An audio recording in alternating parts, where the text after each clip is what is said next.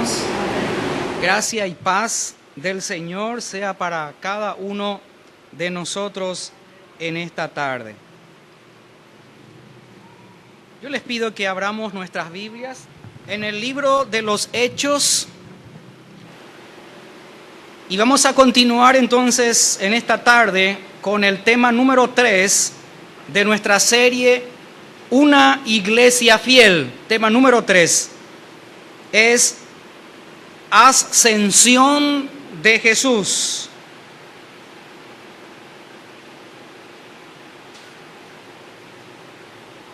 Como mencioné en semanas anteriores, Hechos es un relato de Lucas a Teófilo. Amado por Dios significa Teófilo, y por consiguiente a cada uno de nosotros a través de él. Vamos a leer entonces Hechos capítulo 1, los versos 6 al 11. Y dice así la palabra del Señor. Entonces, los que se habían reunido le preguntaron diciendo: Señor, ¿restaurarás el reino a Israel en este tiempo? Y les dijo Jesús: no os toca a vosotros saber los tiempos o las sazones que el Padre puso en su sola potestad. Pero recibiréis poder cuando haya venido sobre vosotros el Espíritu Santo, y me seréis testigos en Jerusalén, en toda Judea, en Samaria y hasta lo último de la tierra. Y habiendo dicho estas cosas, viéndolo ellos, fue alzado y le recibió una nube que le ocultó de sus ojos. Y estando ellos con los ojos puestos en el cielo, entre tanto que él se iba, he aquí, se pusieron junto a ellos dos varones con vestiduras blancas, los cuales también les dijeron: varones Galileos, ¿por qué estáis mirando al cielo? Este mismo Jesús que ha sido tomado de vosotros al cielo, así vendrá como le habéis visto ir al cielo. Amén. Vamos a orar, queridos hermanos, entregándole al Señor la enseñanza en esta tarde. Bendito Padre Celestial, Señor, reunidos en tu nombre estamos, la iglesia. Y te agradecemos, Padre, por la palabra que hemos leído, Señor. Ahora, Señor, ayúdanos por medio de tu Espíritu Santo a entender, a comprender, y que, Señor, todo lo que significa estas palabras que hemos leído, tú, Señor, hoy nos enseñes el significado para poder aplicarlo a nuestras vidas todos los días mientras vivamos aquí sobre la tierra. Padre, en el nombre de Jesús, pedimos, Señor, tu auxilio. Gracias, gracias, Señor, en el nombre de Jesús. Amén. Amén. Vemos entonces, queridos hermanos, continuando entonces la enseñanza del libro de Hechos, llegamos hasta el verso 6, donde la Reina Valera titula la ascensión de Jesús a los cielos. Y dice el versículo 6, entonces los que se habían reunido le preguntaron diciendo: Señor, ¿restaurarás el reino a Israel en este tiempo? Queridos hermanos, ya habían pasado 40 días desde que Jesús había resucitado al momento de este versículo 6. Jesús está a punto de ascender a los cielos. Entonces dice la Biblia, los que se habían reunido, se trata en este caso de sus 11 discípulos. Estos 11 discípulos, los que se habían reunido, le hacen una pregunta a Jesús. Y quiero que ustedes me sigan, por favor, allí con sus Biblias. Y le preguntan estos 11 discípulos a Jesús: Señor, ¿restaurarás el reino a Israel en este tiempo? Tengan en cuenta, queridos hermanos, que Jesús se estaba yendo. Él estaba a punto de ascender a los cielos. Y quiero que presten atención, hermanos, en esta tarde, porque la enseñanza es muy importante, como todas las otras veces, para nuestras vidas. Jesús estaba yendo al cielo, a los cielos, regresando al Padre. Y en la pregunta que aquí le hacen sus discípulos no hay nada de torpeza, porque cualquiera diría, qué tontos son en preguntarle una cosa así. Pero ellos, queridos hermanos, los 11 discípulos, no dudaban de la restauración del reino de Israel. Por favor, si me pueden apagar el ventilador. Ellos no dudaban de la restauración del reino a Israel, que se refiere al reino mesiánico, al milenio. Pero ellos quieren saber en qué momento ocurrirá la restauración del reino a Israel. Además, tengan en cuenta que ellos sabían que todas las profecías acerca del sufrimiento de Jesús, del Mesías, ya se habían cumplido. Ahora, ellos lo que están preguntándole a Jesús es: ¿cuándo se cumplirán, Señor, las profecías que hablan acerca de tu segunda venida para venir a restaurar el reino a Israel? Los discípulos también tenían conocimiento de aquel pasaje en Ezequiel capítulo 36 y en el libro de Joel capítulo 2, que conecta la venida del reino de Dios con el derramamiento del Espíritu Santo.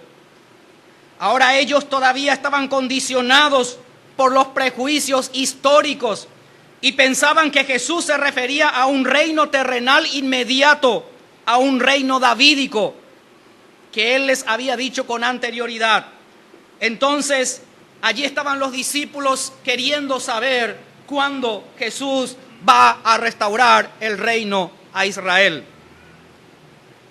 Los discípulos, queridos hermanos, se equivocaron en cuanto a la fecha. Ellos dijeron en este tiempo, ¿verdad? Pero ellos no se equivocaron en cuanto al hecho de establecer el reino a Israel. Veamos allí en nuestras Biblias, en el verso 7, la respuesta de Jesús. Y Él les dijo en el verso 7: no os toca a vosotros saber los tiempos o las sazones que el Padre puso en su sola potestad. Literalmente, Jesús les responde a sus discípulos tras la pregunta: no les corresponde a ustedes conocer los tiempos o las épocas que el Padre había decidido en su sola potestad. ¿Me están siguiendo, hermanos? Amén. En otras palabras, Jesús le dice a sus discípulos: no es de vuestra incumbencia, no es de vuestra incumbencia saber cuándo será restablecido el reino a Israel. No es de vuestra competencia conocer los tiempos o las sazones que solo el Padre puso en su potestad. Al respecto de esto, queridos hermanos, quiero agregar que hay cosas que Dios guarda en secreto y no las ha revelado absolutamente a nadie. Y las cosas secretas son las que no figuran en las Escrituras, en la Biblia. Las cosas secretas no figuran en las Escrituras, porque son de exclusivo conocimiento de Dios. Vamos, por favor, si son tan amables, me acompañan a Deuteronomio capítulo 29. En el verso 29 dice la Biblia, la palabra de Dios: las cosas secretas pertenecen a Jehová, nuestro Dios, mas las reveladas son para nosotros y para nuestros hijos para siempre, para que cumplamos todas las palabras de esta ley. ¿Se dan cuenta, hermanos? Hay cosas que son secretas, que permanecen en secreto y exclusivamente le pertenece a Dios. Mas las reveladas nos han sido revelados a nosotros para que sepamos. La frase que dice: el Padre puso en su sola potestad, allí otra vez en el verso número 7 de Hechos. Esto quiere decir, queridos hermanos, que todo cuanto se refiere al reino mesiánico está en el poder y en la sabiduría de Dios. Todo lo que se refiere al reino milenial, al reino mesiánico, está en la sabiduría de Dios, hermanos. Está guardado en secreto, verá, en la soberanía de Dios. Y todo va desarrollándose según el plan sabio de Dios. Cada cosa va aconteciendo en el tiempo que Dios lo había dispuesto, ¿verdad? Dios ya lo decidió. Dice: el Padre puso en su sola potestad. Esto significa que es Dios quien decidió ya todas estas cosas. Dios el Padre, queridos hermanos. Amén.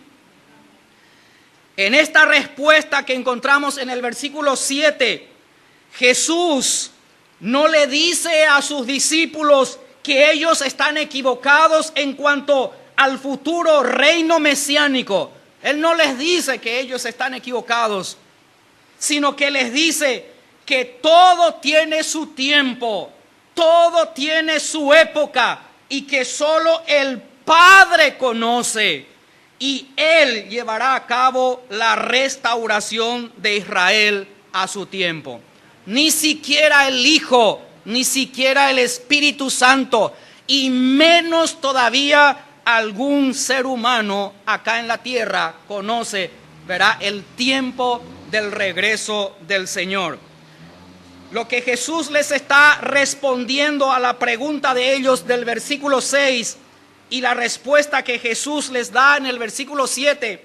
En otras palabras, queridos hermanos, Jesús les está diciendo que a ellos, refiriéndose a sus 11 discípulos, al igual que a nosotros, nos toca, mientras tanto llegue el tiempo que se cumpla esta profecía, predicar el evangelio a toda criatura. Amén, hermanos. No se preocupen ustedes de estas cosas, les decía Jesús. No es la incumbencia de ustedes. No estén hablando, pensando de estas cosas, porque el Padre ya decidió y llegado el tiempo se cumplirá. Mientras tanto, ustedes, le dice Jesús a sus discípulos, y también para nosotros, ocúpense de predicar el evangelio a toda criatura hasta los más últimos rincones de la tierra. Amén, hermanos. Ahora, ¿qué es lo que el Padre puso en su sola potestad? Dice la Biblia allí que Jesús responde: los tiempos o las sazones. Así dice nuestra versión Reina Valera, ¿verdad? Bien. Los tiempos, esta palabra tiempo es la palabra griega cronos, y la palabra griega cronos, que significa tiempo, hace alusión a los tiempos medibles del hombre, o sea, el tiempo que nosotros vivimos. Amén, hermanos. Ese es cronos. Y la palabra sazones, que ustedes tienen allí en sus Biblias, es la palabra kairos en griego. Y se refiere a épocas, a eras y a dispensaciones, y estas no son medibles por el hombre, ¿verdad? Ya que pertenecen exclusivamente a Dios. Las épocas, los acontecimientos, ¿verdad? Las eras y las dispensaciones.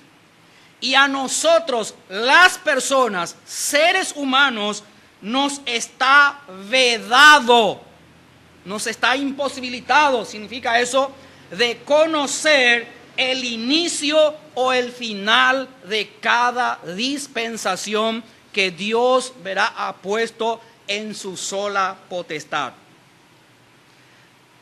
En otras palabras, queridos hermanos, los tiempos o las sazones se refiere en síntesis a épocas, acontecimientos y características que serán parte de su reino aquí en la tierra, el cual comenzará a partir de su segunda venida.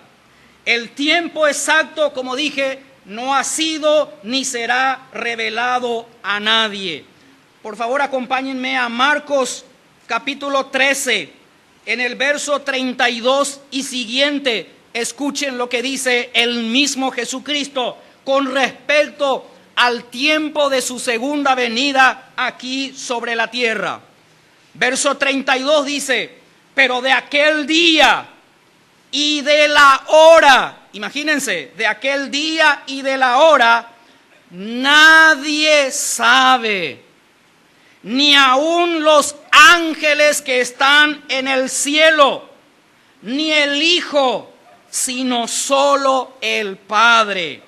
Verso 33, mirad, velad y orad, porque no sabéis cuándo será el tiempo. Amén, hermanos. Entonces, a dicha respuesta del versículo 7 de Jesús a sus discípulos, Él añade en el verso 8 de Hechos capítulo 1 y dice: pero recibiréis poder cuando haya venido sobre vosotros el Espíritu Santo, y me seréis testigos en Jerusalén, en Judea, en Samaria y hasta lo último de la tierra. Queridos hermanos, presten atención, porque este es un versículo que por muchos y por mucho tiempo ha sido sacado de contexto para enseñar una doctrina de hombres. El versículo 8 de Hechos capítulo 1, al cual llegamos en este punto, hermanos, donde dice: recibiréis poder cuando haya venido sobre vosotros el Espíritu Santo. Tengan en cuenta, en el contexto de este relato de Hechos, que la misión principal de los apóstoles, los discípulos de Jesús, que allí estaban reunidos en ese momento con Él, consistió, hermanos, en esparcir el evangelio a toda criatura. ¿Sí o no? Ya en Lucas, Mateo, Marcos y Juan habíamos visto la gran comisión, el mandamiento que Jesús acababa de darle a sus discípulos, ¿verdad?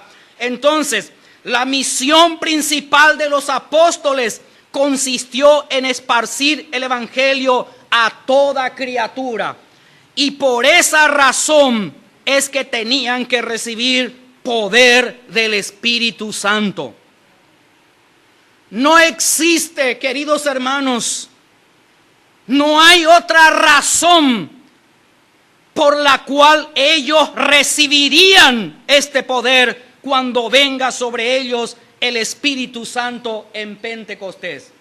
Recuerden que aquí al momento del versículo 8, Jesús les está diciendo: y recibiréis poder, ¿verdad? Aquello acontecería, ¿verdad?, en la fiesta de Pentecostés que ya se avecinaba. Y ellos recibirían el poder cuando venga sobre ellos el Espíritu Santo. Esta palabra, esta frase, recibiréis poder, Es la palabra griega dunamis. Y significa, escuchen lo que significa, recibiréis poder, dice Jesús a sus discípulos, cuando venga sobre vosotros el Espíritu Santo. Entonces, esta palabra dunamis significa poder del cielo mediante el Espíritu Santo. Eso es lo que significa. Eso es lo que ellos iban a recibir cuando venga sobre ellos el Espíritu Santo en Pentecostés. Poder del cielo mediante el Espíritu Santo. Y pastor, ¿qué significa esto? Esto significa, y escuchen con mucha atención, queridos hermanos, esto nos habla de fuerza. ¿Qué recibirían los discípulos? Fuerza. Nos habla de eficacia, hermanos. ¿Qué recibirían los discípulos por medio del Espíritu Santo? Eficacia, hermanos. Nos habla también de impetuosidad. ¿Qué recibirían los discípulos cuando venga el Espíritu Santo sobre ellos? Impetuosidad. Nos habla también de ser capaz, porque ninguno de ellos eran capaz. Ellos recuerden la profesión que tenían, ¿verdad? Algunos eran pescadores, otros eran cobradores de impuestos, otros eran ladrones y sabemos, ¿verdad? Pero el poder que ellos iban a recibir cuando venga sobre ellos el Espíritu Santo era, hermanos, para ser capaz. También esta palabra dunamis, que es poder del cielo mediante el Espíritu Santo, significa tener poder para hacer algo que antes no hiciste o no hacías. Imagínense, hermano, tener poder para hacer algo que antes nunca jamás hiciste. Y habla entonces de potestad y habla también de dar. Amén, hermanos. Literalmente, escuchen, en una frase así, en un vocabulario sencillo, recibiréis poder. Hermanos, literalmente significa el poder que ellos recibirían. ¿Por qué? Porque todavía no recibieron. En Pentecostés recién van a recibirlo, ¿verdad? Hoy para nosotros, hace más de 2000 años, aquello aconteció. Entonces, el poder que ellos recibirían una vez que venga sobre ellos el Espíritu Santo sería para predicar el Evangelio, queridos hermanos. Sería para proclamarlo con todas sus fuerzas. Sería para ser testigos de él hasta en los más últimos confines de la tierra. Amén, hermanos. Recibiréis poder, literalmente también significa poder para soportar. ¿Soportar qué? Todos los sufrimientos que tendrán por causa del nombre de Jesús. Y en el libro de Hechos vemos, hermanos, la historia de la iglesia, de los primeros cristianos, lo que hicieron los apóstoles, los discípulos, de cuánto ellos sufrieron por el nombre de Jesús, hermanos. Y este poder era justamente también para que ellos soporten todos los sufrimientos, verá, por el nombre de Jesús, por predicar el Evangelio. No sufrimiento porque por ahí mintió, hizo un pecado, ¿verdad? Robó y se fue a la cárcel y está sufriendo. No se refiere a esa clase de sufrimiento. Sufrimientos por causa de la palabra, hermanos. También literalmente significa poder para ser embajadores de él. Predicadores acerca de él de manera abierta y solemne. Ahora pregunto, para todas estas cosas, que significa que ellos recibirían poder cuando venga sobre ellos el Espíritu Santo en Pentecostés, para estas cosas, ¿quién estaba capacitado, hermanos?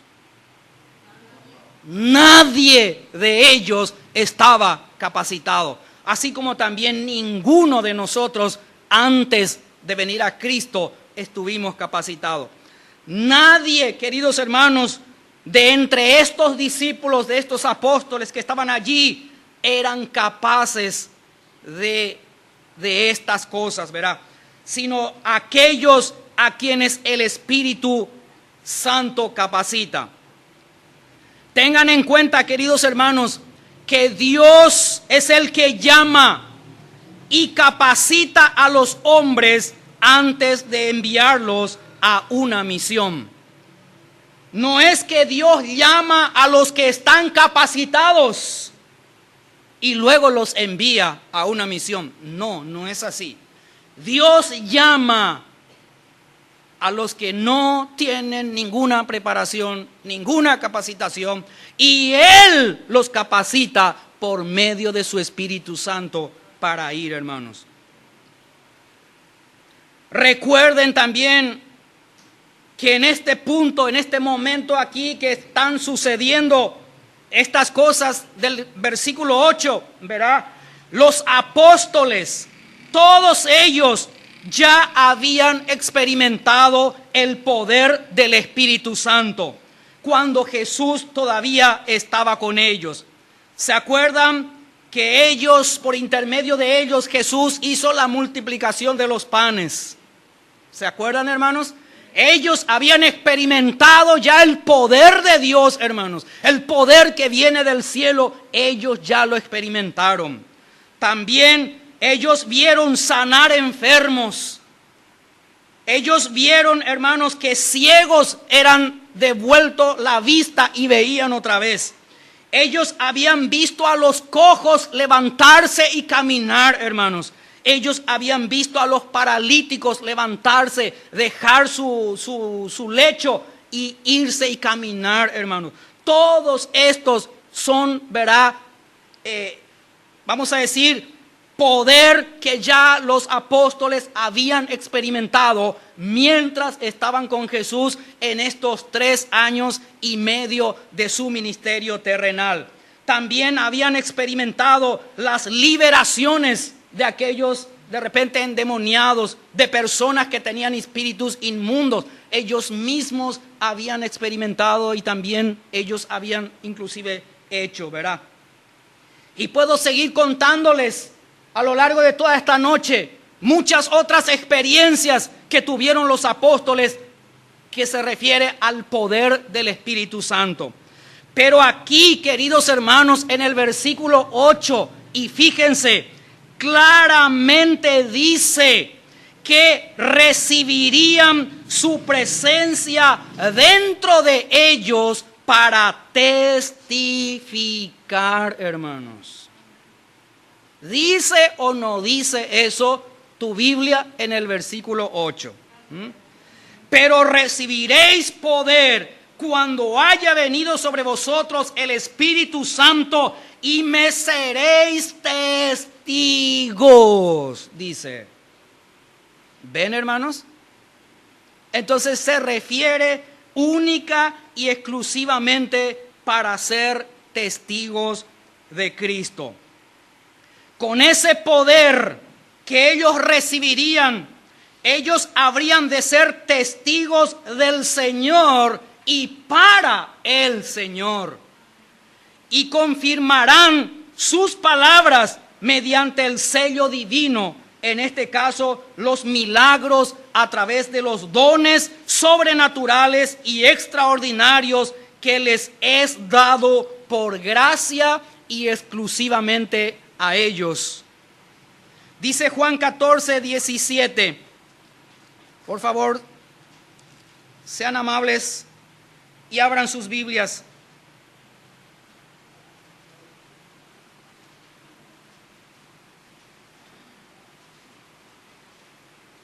Está hablando aquí del Espíritu Santo en el verso 17, pero la última parte, voy a leerles todo el verso 17, pero la última parte dice: el Espíritu de verdad, al cual el mundo no puede recibir porque no le ve ni le conoce, pero ustedes le conocen. ¿Quién es el que vendría, hermanos, en Pentecostés y les daría poder a los apóstoles, a los discípulos? El Espíritu Santo. El mundo, Jesús dice acá, no le conoce, Pero ustedes, ¿qué dice Jesús? Ustedes le conocen, porque mora con vosotros, porque está con ustedes, le dice, y estará en vosotros. Esta palabra estará en vosotros es la promesa que Jesús les hizo aquí a sus discípulos de que en el día de Pentecostés, verá, el Espíritu Santo ya no va a estar con ellos como estuvo en el tiempo de Jesús, ahora va a estar en ellos. ¿Se entiende, hermanos? Amén.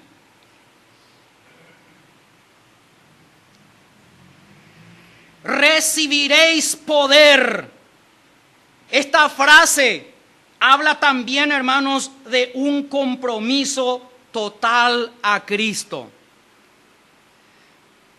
Sabemos que Jesús demandó compromiso total a sus seguidores. ¿Sí o no, hermanos? Amén. Así también Jesús hoy todavía demanda compromiso total de cada uno de sus seguidores. No a medias tintas. ¿Saben lo que significa esta frase? A medias tintas. Peixante. Así nomás. No. El compromiso que Jesús demanda de cada uno de sus seguidores es un compromiso total. Amén, hermanos.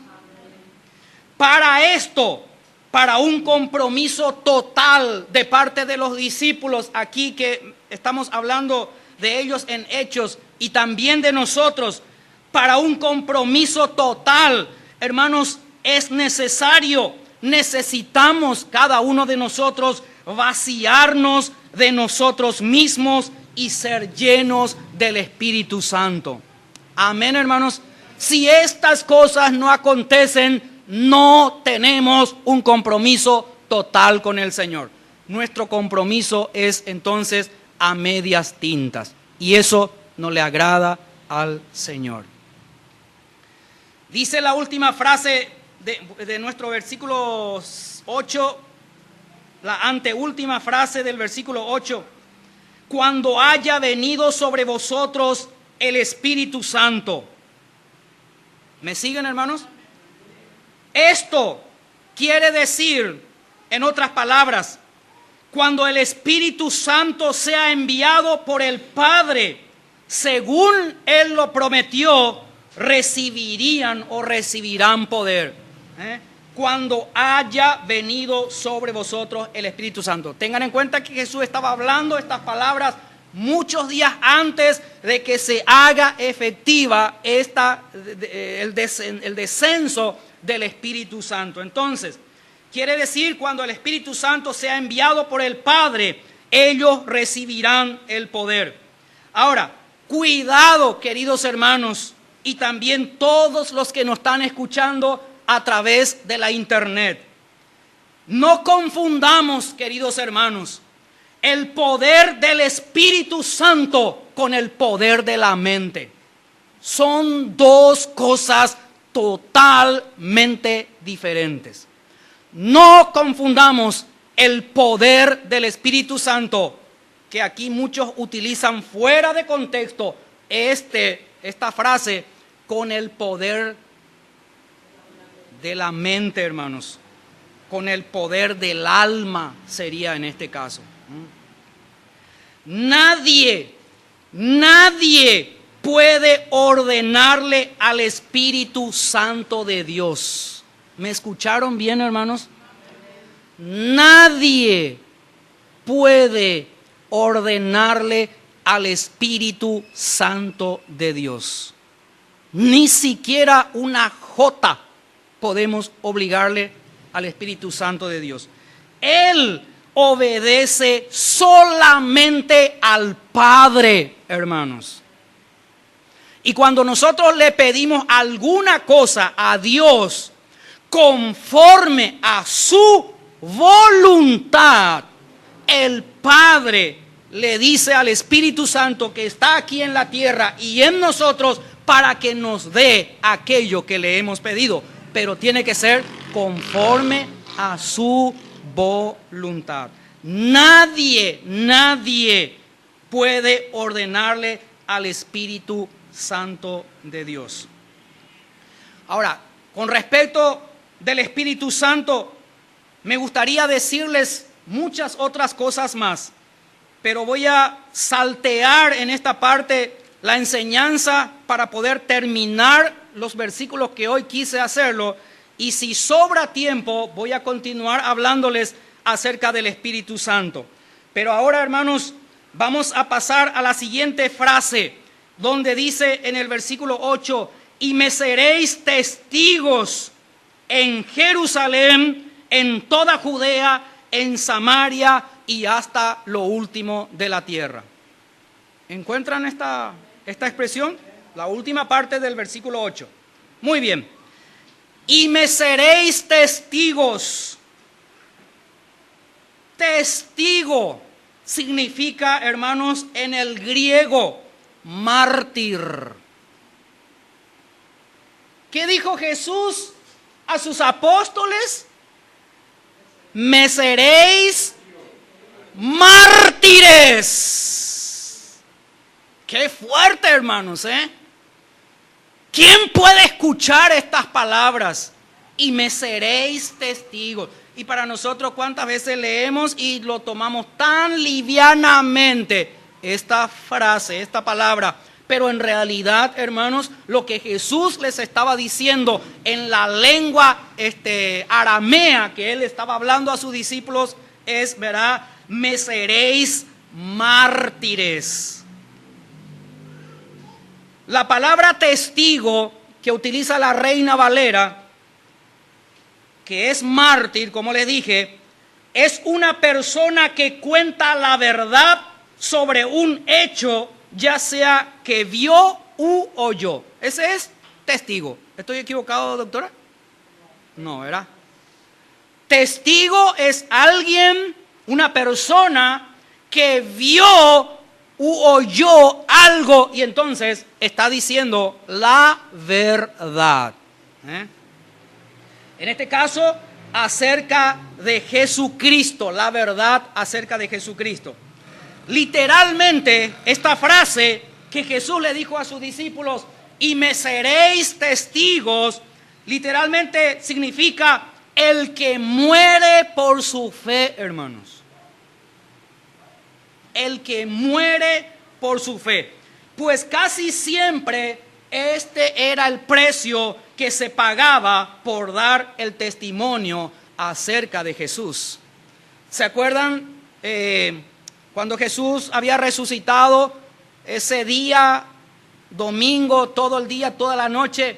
Sus discípulos, junto con las mujeres y muchos de ellos otros, estaban en el aposento alto con las puertas cerradas. ¿Por qué estaban con las puertas cerradas? Porque tenían miedo, hermanos, de que también vengan, ¿verdad?, los sacerdotes y las autoridades a tomarlos a ellos y llevarlos y que tengan la misma suerte que Jesús acababa de tener días anteriores, ¿verdad? Entonces,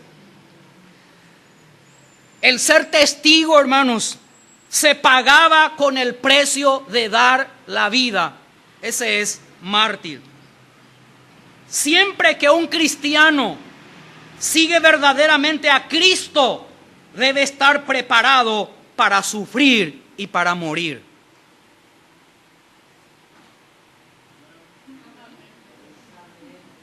Amén, hermanos.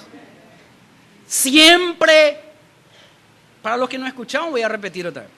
Siempre que un cristiano sigue verdaderamente a Cristo, debe estar preparado para sufrir y para morir. Por Cristo, hermanos. Mateo capítulo 10.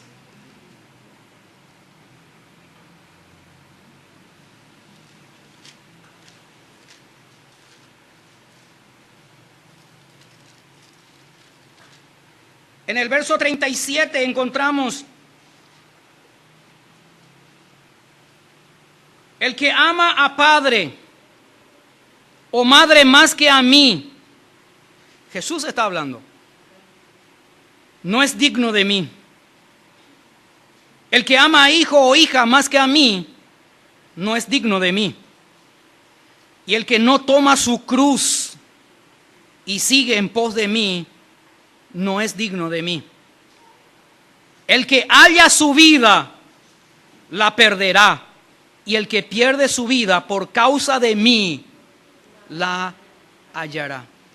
Hermanos, aquí este versículo literalmente lo que está diciendo es: el que ama a padre o a madre, a hijo o hija más que a mí, no es digno de mí. Está diciendo aquel que pone su confianza, su atención, aquel que sus emociones, sus sentimientos está volcado sobre ellos antes que a mí, no es digno de mí. Acá no dice que tenés que abandonar a tus padres y dejarlo a su suerte, a tus hijos ni a tus hijas. No está diciendo eso, por favor, sino está refiriéndose, ¿verdad?, al valor emocional que cada uno de nosotros le damos. Jesús, Cristo, Dios, tiene que ser en primer lugar, hermanos. Amén, hermanos. Mateo 16, en el verso 24 en adelante, Jesús entonces dijo a sus discípulos: si alguno quiere venir en pos de mí, niéguese a sí mismo y tome su cruz y sígame. Porque todo el que quiera salvar su vida la perderá, y todo el que pierda su vida por causa de mí la hallará. Porque ¿qué aprovechará el hombre si gana todo el mundo, pero pierde su alma? ¿Qué ganarás si ganás el mundo, todo lo que hay en el mundo? Si te aferrás, si te volvés hacia todo lo que es el mundo, ¿verdad? Entonces, hermanos, como dice acá, va a perder su alma, ¿verdad? ¿Por qué? Porque su enfoque está mal. Mártires, entonces, son los que sellan su testimonio, dando la vida que tienen por la fe en Jesús. Esos son mártires, como lo que estamos viendo actualmente en las noticias, ¿verdad? En el Oriente, aquellas personas que están siendo ahorita mismo, ¿verdad?, secuestradas, decapitadas, muertas en un sentido, porque no niegan su fe. Estoy hablando de cristianos. Año 2014, ahorita mismo, hermanos, está ocurriendo esto. Entonces, mártires son los que sellan su testimonio, dando la vida que tienen por su fe en Cristo. Luego dice nuestro versículo de Hechos 8,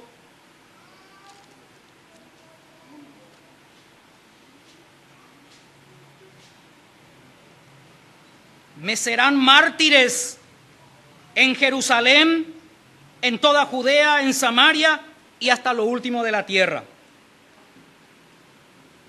En Jerusalén, como ya vimos la semana pasada, ¿por qué tenía que comenzar en Jerusalén a predicar los apóstoles? ¿Verdad?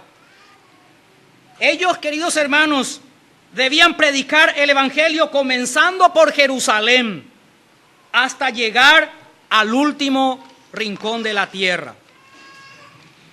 A este respecto, escuchen bien, queridos hermanos, todo testimonio genuino, y te estoy hablando a ti, mi hermano, mi hermana, porque esta palabra fue para mí primeramente, y ahora con toda la autoridad te estoy diciendo a ti, esta palabra es para ti.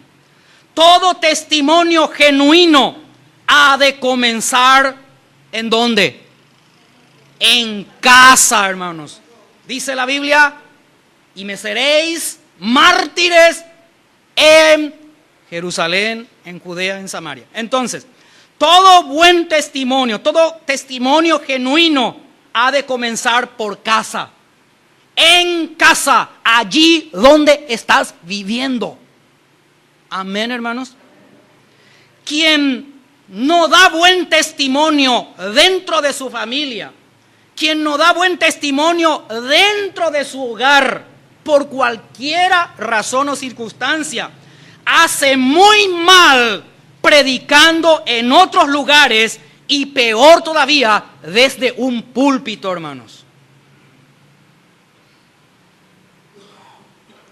Porque la palabra, la predicación del evangelio debe ir acompañada por nuestros hechos.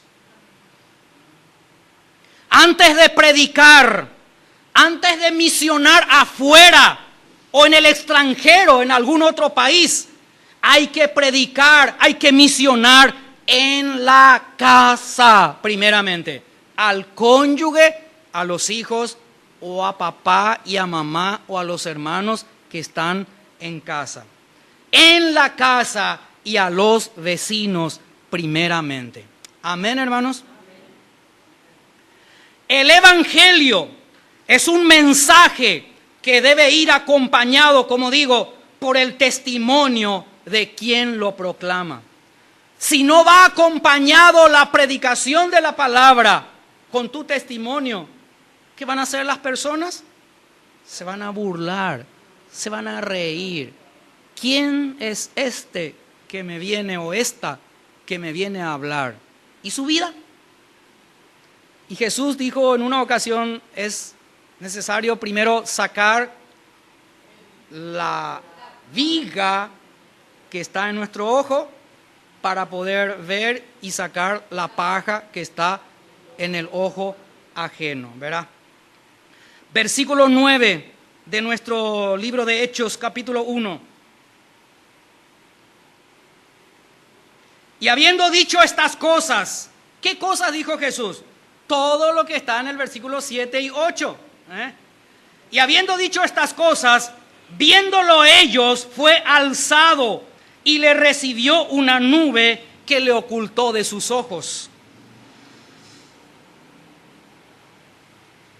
Esta frase en el versículo 9, hermanos, significa que después de darle las instrucciones, lo que acabamos de mencionar en el verso 7 y 8, y bajo la atenta mirada de los apóstoles, el Señor Jesús fue alzado al cielo.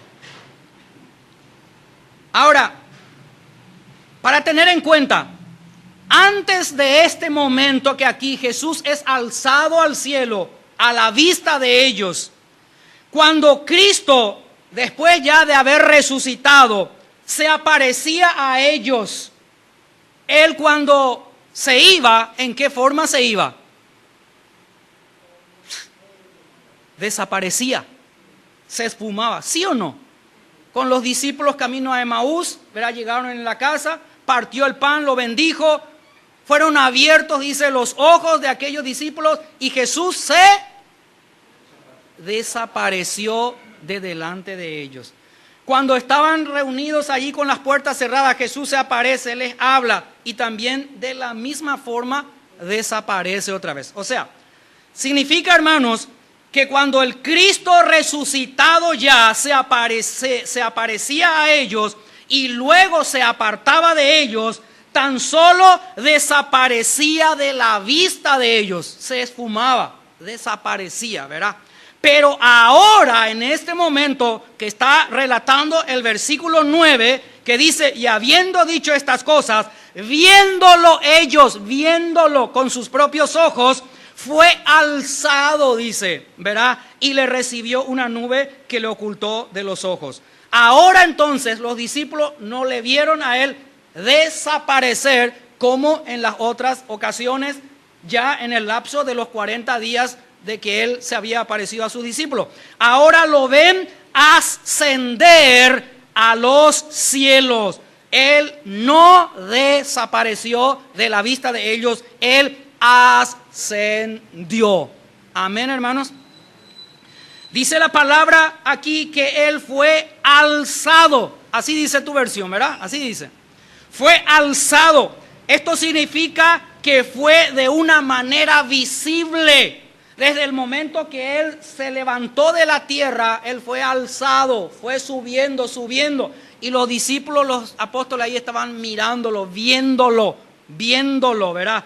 Esto, queridos hermanos, es para que sepamos de que ni aun la gloria de su ascensión a los cielos para sentarse a la diestra del Padre era su propia obra e iniciativa. Sino que aquello era obra totalmente de la voluntad y el poder del Padre, al igual que en su resurrección. Cuando Jesús resucitó de entre los muertos, no fue Él el mismo que se hizo resucitar, no. Fue Dios el Padre quien le resucitó. Y asimismo en su ascensión es Dios el Padre, verá, el que lo alza de la tierra a los cielos, verá, para sentarse a su diestra. Entonces, Dios el Padre alzó a Jesús en su cuerpo resucitado, en su cuerpo glorificado. Él era el que antes había descendido y ahora Dios lo transporta de este mundo al lugar que Él merece, a la diestra del Padre. Amén, hermanos, allá en los cielos. Es interesante en Lucas 24, por favor vamos a Lucas 24. Es interesante que aquí Lucas, el mismo autor de Hechos, relata en el versículo 50 algo muy digno de destacar, queridos hermanos. Dice Lucas 24:50, y mientras subía, alzando sus manos, los bendijo. Amén. Lucas 24:50, y alzando sus manos, mientras él subía, los bendijo. Dice 51, y aconteció que bendiciéndolos, se separó de ellos. Imagínense, bendiciéndolos, dejó la tierra de estar con ellos y fue ascendiendo. Mírenme aquí, por favor, fue ascendiendo. Mientras iba ascendiendo, Jesús los estaba bendiciéndolos, ¿verdad? Y fue llevado arriba al cielo, dice Lucas 24:51. Ahora, esta palabra, Jesús alzando las manos los bendijo, y allí él iba subiendo. Quiero que tengan esta imagen, ¿verdad? En sus mentes, en sus corazones. Esta palabra bendijo es la palabra griega eulogia. Y eulogia, esta palabra griega, significa elogiar. ¿Qué estaba entonces Jesús haciendo a sus discípulos mientras ascendía y él tenía las manos levantadas? Los estaba elogiando, los estaba bendiciendo. Y bendecir, hermanos, significa hablar bien, hablar palabras de bien y no de mal. Cuando tú hablas buenas palabras a alguien, lo estás bendiciendo. Y cuando tú hablas malas palabras a alguien, lo estás maldiciendo. Sencillamente ese es el significado. Entonces, significa que Jesús, al ir subiendo a los cielos, estaba dando bienaventuranzas a sus discípulos, a sus apóstoles. Y hermanos, tengan en cuenta, como le dije, por favor, verá, métanse, hermanos, aquí en la palabra de Dios, en la lectura. Acá Jesús se despedía de ellos y estaba ascendiendo a los cielos. Entonces Jesús se despedía bendiciendo sus vidas. Eso es lo que literalmente estaba aconteciendo. Quizás Jesús estaba diciendo: esto es de mi autoría, es lo que yo creo, es lo que yo pienso y es lo que el Espíritu Santo me dijo a mí que Jesús les estaba diciendo a sus discípulos mientras Él estaba ascendiendo. Quizás Jesús les decía a sus discípulos allí, escuchen con atención, porque es también para ti esta palabra de agradecimiento que Jesús hizo a sus discípulos. Agradezco a Dios por las vidas de ustedes. Los amo y los amaré siempre. No tengan dudas ni temor. Sean fuertes y valientes, porque he aquí yo estoy siempre con ustedes todos los días hasta el fin del mundo. Tengan ánimo, no desmayen. Ocurrirán cosas en sus vidas, pero no se dejen llevar por las circunstancias. Piensen y hagan todas las cosas que les he enseñado. Confíen solo en mí, cualesquiera sean las circunstancias en las que estén atravesando. Y recuerden, yo he vencido al mundo. Bienaventurados sean los que a través de ustedes, sin verme, crean en mí. Yo me voy, pero les enviaré el Espíritu Santo, y Él estará con ustedes para siempre, ayudándoles, dándoles fuerza. Yo me voy y me gozo de haber estado con ustedes. Ahora ustedes son salvos, todos y cada uno de ustedes. Vayan y anuncien esta verdad en todos los rincones de la tierra. Hay perdón de pecados por medio de la sangre que derramé, por medio de la sangre que di por ustedes. Como les dije, hermanos, yo creo que Jesús, eran estas las palabras, bendiciendo a sus discípulos mientras Él ascendía. Pero quiero irme a la Biblia para mostrarte esta certeza, hermanos. Juan capítulo 17.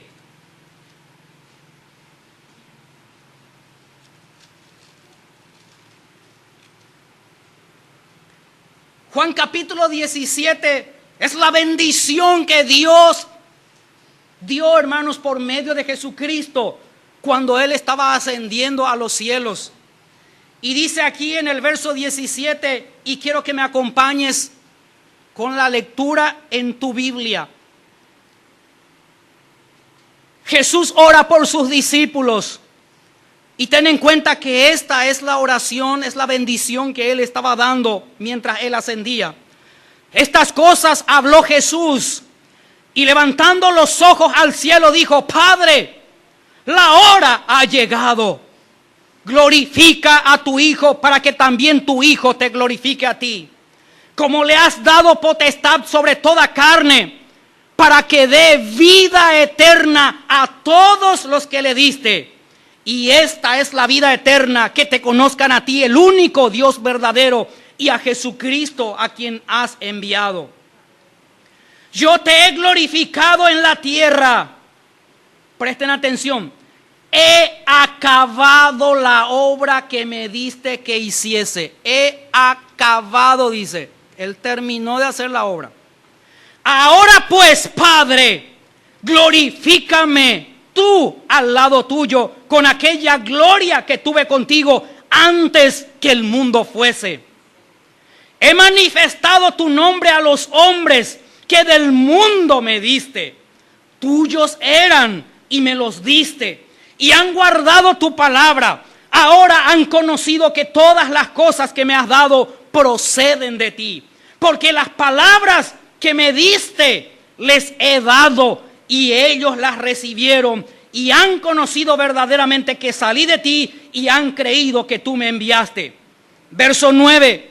Yo ruego por ellos, no ruego por el mundo, sino por los que me diste, porque tuyos son, y todo lo mío es tuyo, y lo tuyo mío, y he sido glorificado en ellos. Ahora presten atención al versículo 11. Dice: y ya no estoy en el mundo. Ya no estoy en el mundo. Mas estos están en el mundo. Y yo voy a ti, Padre. Él está ascendiendo a los cielos. Y yo voy a ti, Padre Santo. A los que me has dado, guárdalos en tu nombre, para que sean uno, así como nosotros. Verso 12, presten atención otra vez a las palabras que se compone este verso. Cuando estaba con ellos en el mundo, cuando estaba, dice, con ellos en el mundo, yo los guardaba en tu nombre, a los que me diste, yo los guardé y ninguno de ellos se perdió, sino el hijo de perdición, para que la escritura se cumpliera. Verso 13, otra vez presten atención a las palabras que se compone. Pero ahora voy, ¿a dónde? A ti, y hablo esto, ¿dónde? En el mundo, para que tengan mi gozo cumplido en sí mismo. Yo les he dado tu palabra, y el mundo los aborreció, porque no son del mundo. Como tampoco yo soy del mundo, no ruego que los quites del mundo, sino que los guardes del mal. No son del mundo, como tampoco yo soy del mundo. Santifícalos en tu verdad, tu palabra es verdad. Como tú me enviaste al mundo, presten atención otra vez al siguiente frase. Así yo los he enviado al mundo. Como tú me enviaste al mundo, así yo les he enviado al mundo. Y por ellos yo me santifico a mí mismo, para que también ellos sean santificados en la verdad. Mas no ruego solamente por estos, sino también por los que han de creer en mí por la palabra de ellos, para que todos sean uno, como tú, oh Padre, en mí y yo en ti. Que también ellos sean uno en nosotros, para que el mundo crea que tú me enviaste. Y así podemos seguir leyendo, pero hasta aquí nomás voy a leer, hermanos. Bendiciéndoles, entonces, dice la palabra allí en nuestro texto del versículo 9 de Hechos 1. ¿Quién le recibió, hermanos, cuando él estaba siendo alzado a los cielos? ¿Quién le recibió? Una nube, dice, ¿verdad? Le recibió una nube. Ahora, escuchen, aquella no era una nube cualquiera, queridos hermanos, ni siquiera en tamaño ni forma. Era la Shekinah de Dios. Aquella nube que le recibió a Jesús cuando él estaba ascendiendo, era la Shekinah de Dios. La Shekinah de Dios, hermanos, significa o quiere decir en español, la gloriosa presencia de Dios manifestada en forma de nube. Ezequiel capítulo 33, 9 al 11, que no hace falta leerlo, pero anoten y léalo en sus casas, habla de esto. La nube, queridos hermanos, es símbolo de la divina presencia de Dios. La Shekinah, en hebreo, presencia de Dios. Algunos de ellos ya habían contemplado la gloria divina en el monte de la transfiguración. Marcos 9:7 nos habla de este relato. Pero esta no sería la última vez que Jesús es rodeado de nubes. Marcos 13:26, por favor, vamos a ver en qué otro momento Jesús va a estar rodeado de nubes. Marcos capítulo 13, verso 26. Jesús ascendió a los cielos y le recibió una nube. Ahora, ¿cuándo ocurrirá otra vez una cosa como esa? Que una nube esté rodeándole a Jesús. Dice el verso 26, entonces verán al Hijo del Hombre que vendrá en las nubes con gran poder y gloria. Amén, hermanos. Cristo volverá, hermanos, en una nube, así como ascendió a los cielos. Dice la siguiente frase después en el verso 9. Le recibió una nube que le ocultó de sus ojos. Así dice, ¿verdad? Esto significa, se ocultó a la vista de todos ellos. Y ahora aquí quiero hacer un ejemplo. No sé cómo es que se dice eso. Una metáfora. Las nubes, ¿dónde están, queridos hermanos? Arriba, ¿verdad? ¿Entre qué está la nube o las nubes? Entre el cielo y entre la tierra. ¿Sí o no, hermanos? Así mismo, las nubes están entre el cielo y la tierra. En ellas, en las nubes, están los vapores que suben de la tierra. ¿Sí o no? Y en ellas están los rocíos o el rocío que desciende del cielo, hermanos. Asimismo, Jesús, quien es el único mediador entre Dios y los hombres, por medio de Él, por medio de Cristo, suben a Dios las oraciones de los creyentes y por medio de Él descienden a nosotros los favores de Dios. ¿Sí o no, queridos hermanos? Jesús representa, es la Shekinah, hermanos, la nube, la gloriosa presencia de Dios.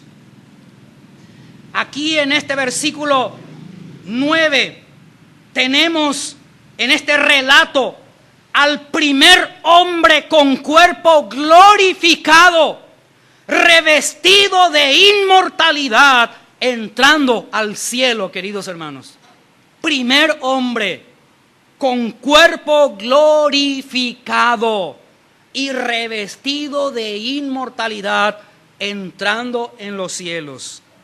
Así también nosotros, la iglesia de Cristo, la iglesia fiel, un día entraremos al cielo con cuerpo glorificado y también revestidos de inmortalidad, y estaremos con el Señor para siempre, queridos hermanos.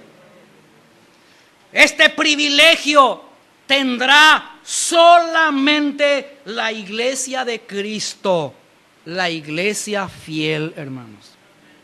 Amén, hermanos.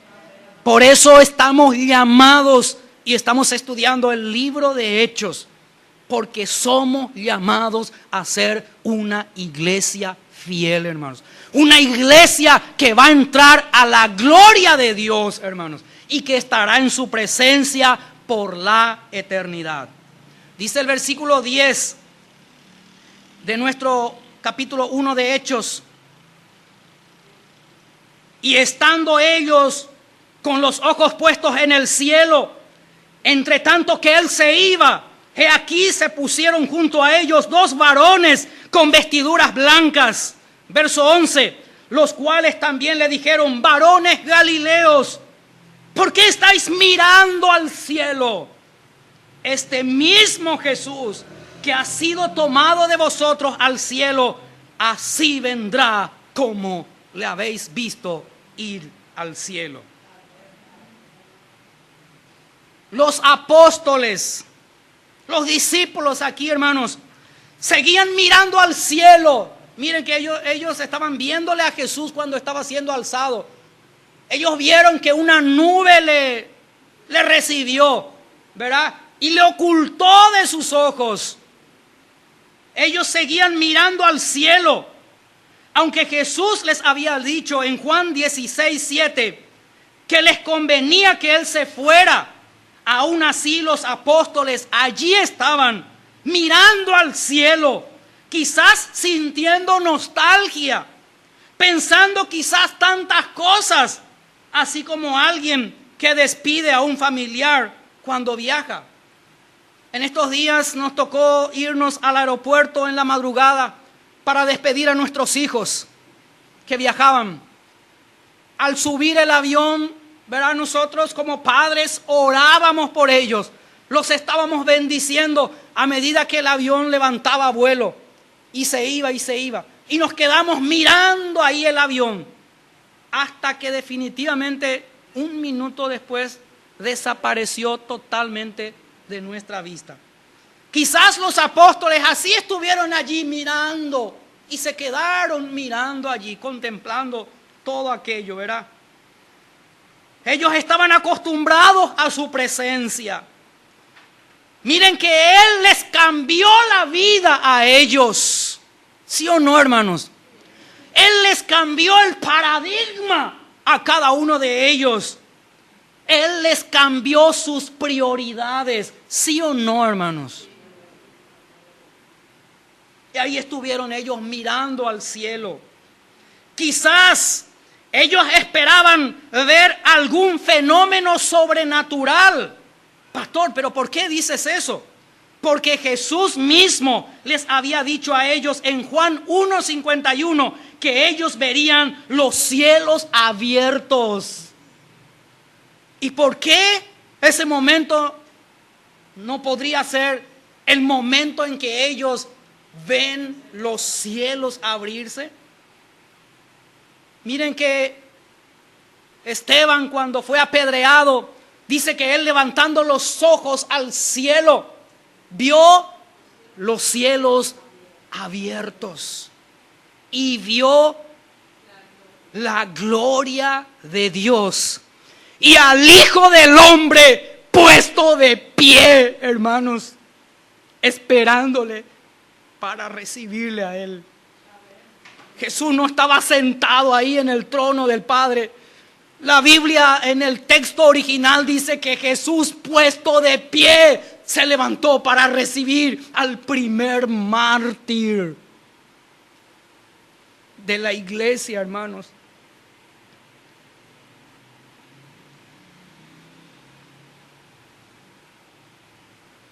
Ellos esperaban ver algo sobrenatural. Quizás estaban esperando algo va a acontecer. Jesús nos había dicho que veremos los cielos abiertos. Y continúa diciendo, entre tanto que Él se iba, he aquí se pusieron junto a ellos 2 varones con vestiduras blancas. 2 varones con vestidos blancos. Esto simboliza, queridos hermanos, 2 ángeles en forma de hombres que tenían sus vestiduras blancas como la nieve, al igual que en su resurrección. Y ustedes pueden leer en Lucas 24:4 o en Juan 20:12 que se aparecieron también allí 2 ángeles con vestiduras blancas. Jesús envió estos 2 ángeles a sus apóstoles, queridos hermanos, porque ahí la Biblia dice que entre tanto Él se iba, he aquí se pusieron junto a ellos 2 varones con vestiduras blancas. Entonces Jesús envió a estos 2 ángeles a sus apóstoles para mostrarles el aprecio que Él tenía por su iglesia que Él dejaba en el mundo. Y los ángeles, hablando, le dijeron allí a los apóstoles: varones galileos, ¿por qué estáis mirando al cielo? Recuerden que todos los apóstoles eran de Galilea, excepto Judas, que ya había terminado con su vida, ¿verdad? Suicidándose. ¿Por qué estáis mirando al cielo? Le dicen estos ángeles, varones galileos, como diciéndoles: no hay por qué sentir nostalgia por Jesús que acaba de ser tomado de entre ustedes. No hay por qué de estar tristes, y menos todavía llorar cuando tenéis que descender de este monte y disponerse a recibir el poder del Espíritu Santo. Esto es lo que literalmente los ángeles le estaban diciendo a los 11 apóstoles que allí estaban. A estas frases los ángeles añaden una nota de consuelo para estos hombres, para estos 11 hombres que allí estaban mirando al cielo. Los ángeles le dicen: este mismo Jesús que ha sido tomado de ustedes al cielo, así vendrá, tal como le habéis visto ir al cielo. Con estas palabras, los ángeles estaban confirmando la promesa de su segunda venida, queridos hermanos. En otras palabras, estaban diciendo ellos, y escuchen bien: así como fue alzado de ustedes a los cielos, un día Cristo volverá a la tierra, volverá al monte de los olivos, a la nueva Jerusalén. De la misma manera en la que ascendió en gloria con nubes, Él volverá y establecerá su reino, la nueva Jerusalén, la patria celestial. Esta es nuestra esperanza. Esta es tu esperanza y mi esperanza, mi hermano. Este es nuestro aliento. La promesa de su regreso debe fortalecer nuestra fe, queridos hermanos. Este mismo Jesús, dijeron los ángeles a los apóstoles, se refiere a aquel que un día vino y fue crucificado tras un juicio injusto, pero que un día gloriosamente volverá para juzgar a todos los habitantes que están sobre la tierra con un juicio justo. Él fue a un juicio injustamente, pero Él volverá y Él hará un juicio justo a cada persona que haya habitado sobre la tierra. ¿Cómo va a venir Jesús? ¿En qué forma Él vendrá en su segunda venida? Acá los ángeles dicen: de la misma manera volverá. De la misma manera que le habéis visto ir al cielo, o sea, se fue en una nube y en una nube volverá. Vendrá, queridos hermanos, con seguridad, con certeza. Jesús vendrá y llevará a su iglesia, llevará a su amada iglesia fiel, la llevará a donde Él está. Amén, hermanos. La seguridad que tenemos de su regreso, dicen ahí los ángeles: tal como lo habéis visto ir al cielo, así vendrá. Esta es nuestra seguridad. Miremos lo que dice Juan 14:3.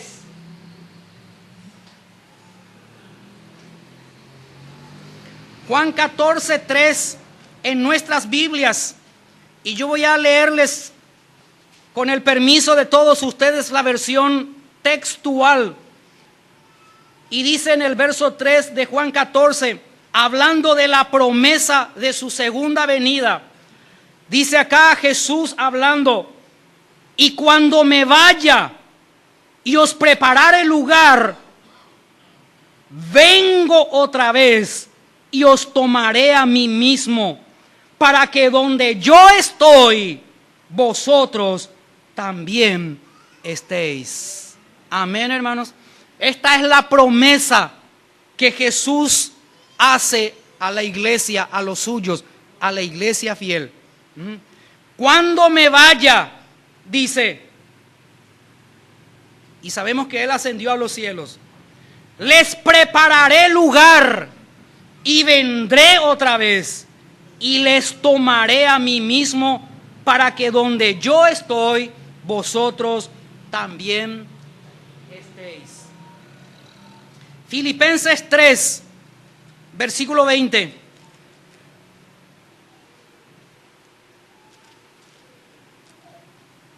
El apóstol Pablo aquí dice a la iglesia, Filipenses 3:20, por favor, abre tu Biblia.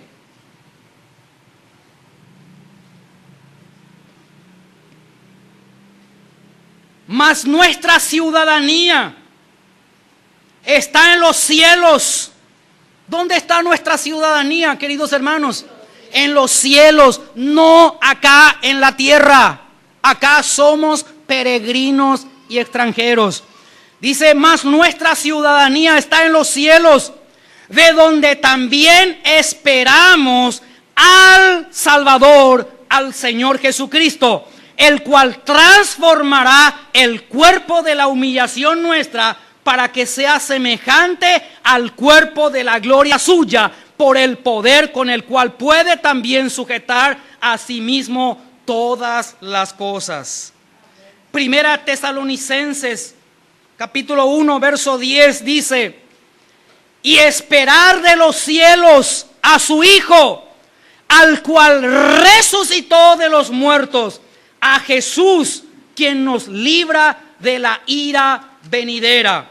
Y en Primera Tesalonicenses 4, 13 en adelante, dice así, y presten atención.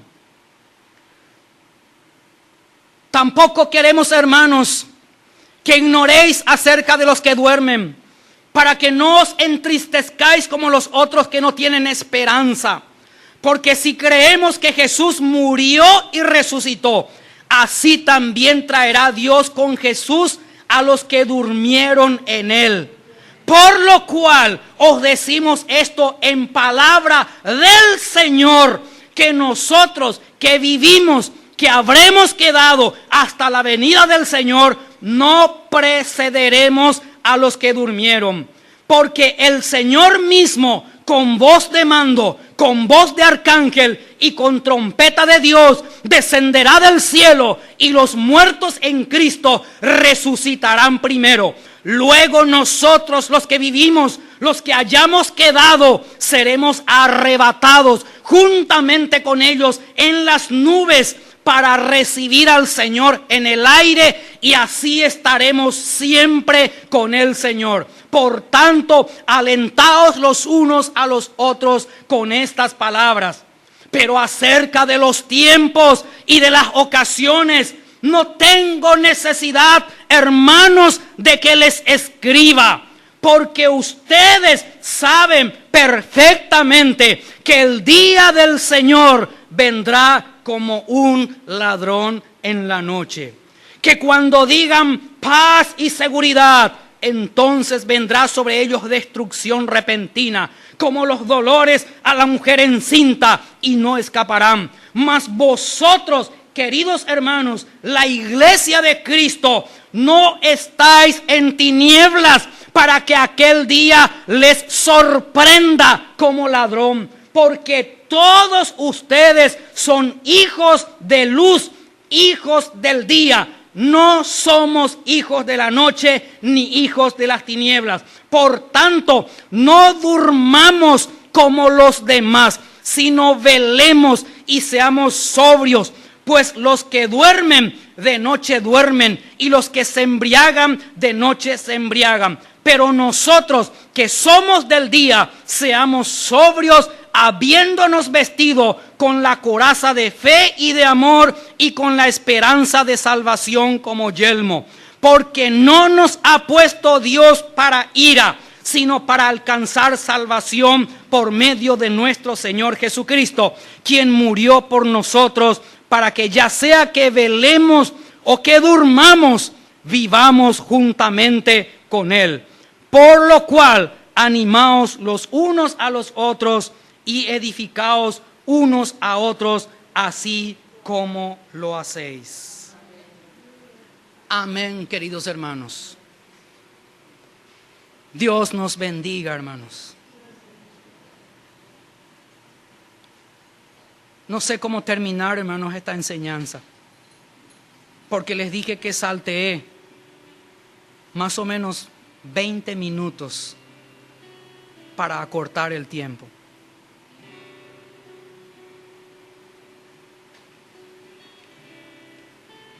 Y no sé, hermanos, por respeto a muchos de ustedes, no quiero pasarme la hora. Pero hermanos, con respecto al poder del Espíritu Santo, que nos fue dado a cada uno de nosotros. Señor, ayúdame, por favor.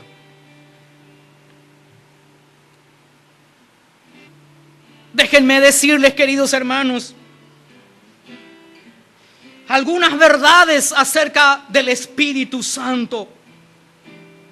Cuando vino en Pentecostés por la primera vez sobre todos los que estaban reunidos, sobre los que ya habían creído en Cristo, vino el Espíritu Santo por la primera vez en Pentecostés. Hermanos, a partir de aquel momento, en Pentecostés que descendió el Espíritu Santo, nació la iglesia de Cristo, hermanos. Y sobre esta iglesia nuevita que acababa de nacer, es que vino el Espíritu Santo para darles poder para testificar, para darles valor para hablar de Cristo por primera vez a tantas personas extrañas a quienes ellos no conocían, inclusive que no hablaban sus propios idiomas. Ellos eran ordenados a ir a llevar la palabra, hermanos. Y el Espíritu Santo es quien les dio la capacidad de que a esta primera iglesia hable y entienda el lenguaje, el idioma, el dialecto de otros pueblos, para que así puedan ellos testificar hasta el más último rincón de la tierra.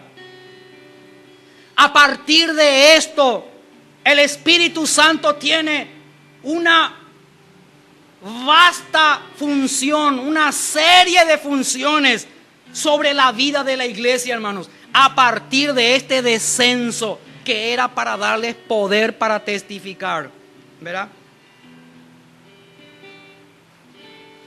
Juan 17, en el versículo 7 en adelante dice: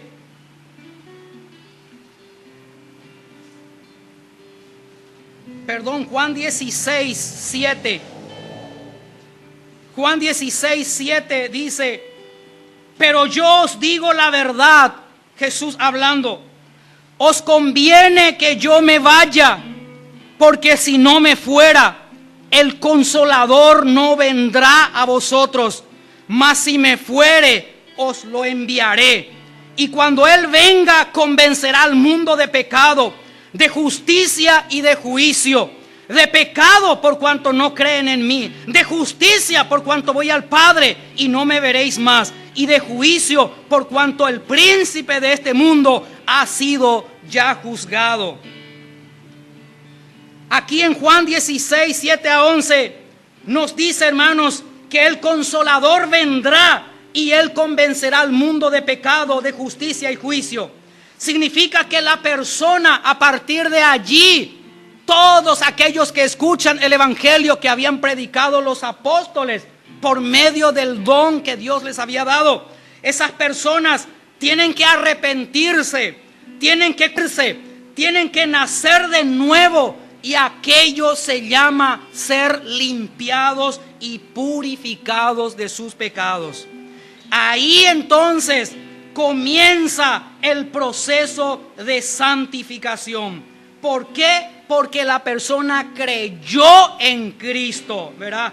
Y luego dice en el versículo 12 en adelante, Jesús: aún tengo muchas cosas que deciros, pero ahora no las podéis sobrellevar. Pero cuando venga el Espíritu de verdad, Él os guiará a toda la verdad, porque no hablará de su propia cuenta, sino que hablará todo lo que oyere y os lo hará saber las cosas que habrán de venir. Él me glorificará, porque tomará de lo mío y os lo hará saber. Hermanos, el Espíritu Santo no es apenas el consolador de la iglesia, sino también el exhortador. Cuando pecamos, cuando vos pecás y cuando yo peco, el Espíritu Santo nos muestra el pecado que le está molestando. Y nos arrepentimos y confesamos y pedimos perdón. Y Dios nos perdona. Entonces, la función del Espíritu Santo es exhortar a la iglesia y también alentar a la iglesia. El Espíritu Santo en el proceso de santificación lo que hace, hermanos, es preparar una novia idónea, una novia adecuada para el Señor, para el Hijo victorioso. Recuerden, Adán dijo acerca de Eva: hueso de mis huesos, carne de mi carne. Cristo dice lo mismo de su iglesia: hueso de mis huesos, carne de mi carne. Eso dice Cristo de la iglesia fiel. Es por medio del Espíritu Santo que nos volvemos semejantes a Cristo. La vida de Cristo necesita ser formada en nosotros, queridos hermanos, y eso es mediante la santificación. La vida de Cristo necesita crecer en cada uno de nosotros. Así es como somos preparados para ser una iglesia fiel. El Espíritu Santo es el que está llamado a estar al lado nuestro, queridos hermanos. Amén. Él es el que está llamado a estar al lado nuestro. Y aquí quiero mencionar, hermanos, honestamente les digo en esta tarde, la honestidad, el hablar la verdad, tiene que empezar aquí en el púlpito. Y tiene que empezar por mí. Tiene que empezar por el pastor. El poder que tiene la iglesia mediante el Espíritu Santo le pertenece al Señor, queridos hermanos, no a ninguna persona. Los dones que tenemos le pertenecen al Señor, queridos hermanos. Los ministerios que tenemos le pertenecen al Señor, queridos hermanos. Toda la gloria es del Señor. Yo y vos tenemos que estar crucificados.